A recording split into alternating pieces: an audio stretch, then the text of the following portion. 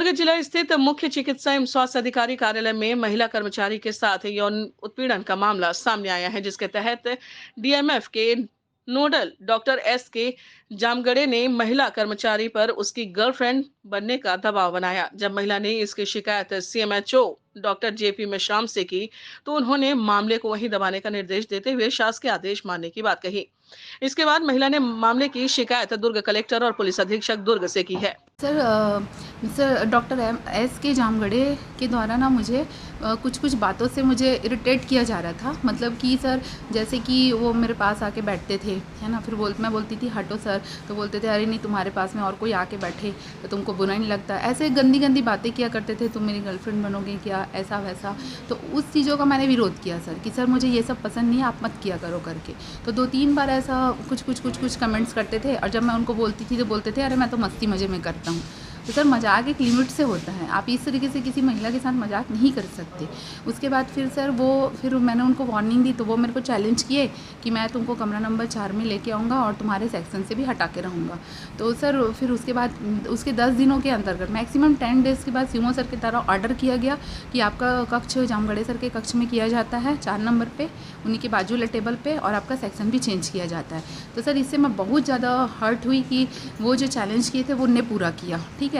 तो मेरे को उम्मीद नहीं थी कि सीएमओ सर ऐसा करेंगे करके, लेकिन फिर भी सर मैं सीएमओ सर के पास ना उस ऑर्डर को लेके गई और मैंने उनको बोला कि सर मुझे कमरा नंबर 4 में नहीं बैठना है, क्योंकि मुझे नहीं बैठना है करके। तो वो बोले कि नहीं आपको बैठना ही पड़ेगा, और अगर नहीं बैठोगे तो मैं एक्शन लूँगा।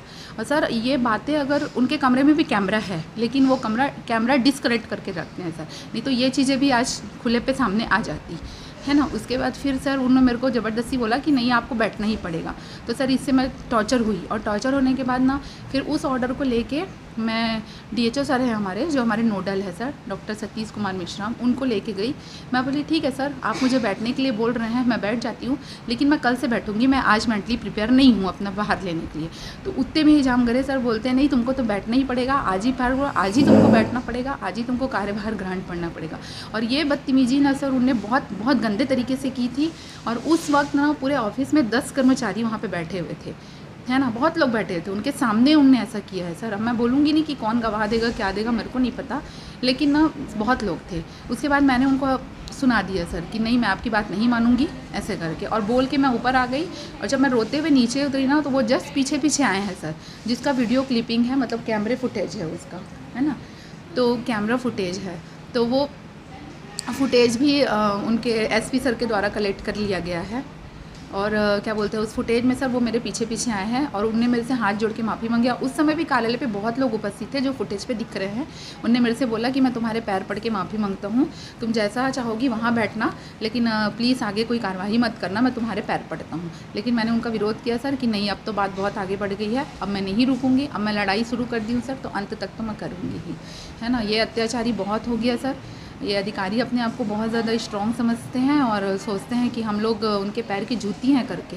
हर समय यही नहीं चलेगा सर, और बहुत पहले भी ये सब हो चुका है, लेकिन कोई आवाज़ नहीं उठाया सर, इसलिए सारी चीज़ें कभी ऊपर नहीं आती। लेकिन मैं तो आवाज़ उठाऊंगी और इनको सबक सिखा के रहूँगी। मामला विस्तार से पूरी जानकारी दीजिए। कल मेरे पास 3:30 बजे ये मामला संज्ञान में आया था, और इस पे मैंने जो है तुरंत संज्ञान लिया। मैंने इस पे मुझे एक पत्र प्राप्त हुआ, उसके अनुसार से मैंने ये विशाखा कमेटी जो है हमारे यहाँ पे, उन्हें सूचना दी कि आप जल्दी से इनको बुलाइए, और बुलाने के बाद इनका बयान ले करके इसकी रिपोर्ट बनाइए। उन्होंने बयान बना लिया है उनका सबका, और रिपोर्ट उनकी बना के दी है कि इन्हें एक स्थान पर नहीं रखा जा सकता, तो कृपया इनका स्थान बदल दें। तो मैंने तत्काल कार्रवाई करते हुए कल शाम को ही डॉक्टर जामगड़े को उनके मूल पदस्थापना स्थल जो है सुपेला अस्पताल, वहाँ के लिए रिलीव कर दिया। ठीक है सर, इसके अलावा घटना के बाद हमारे यहाँ पे आप देखते होंगे स्वास्थ्य विभाग में सबसे ज़्यादा महिला कर्मचारी काम करती है, और हमारे यहाँ बहुत ही अच्छा माहौल है। यदि कोई किसी के साथ गलत शब्दों का प्रयोग भी करता है, तो हम उस पर, हमारी विशाखा कमेटी के द्वारा रिकमेंडेशन आने पे हम तुरंत उस पर कार्रवाई करते हैं। सस्पेंड वाली कार्रवाई भी कभी देखने को मिली कि इस तरह के केस में? नहीं, इस पे जो कार्रवाई होती है विशाखा कमेटी जो रिकमेंड करती है उसी के अनुसार से ही कार्रवाई निर्धारित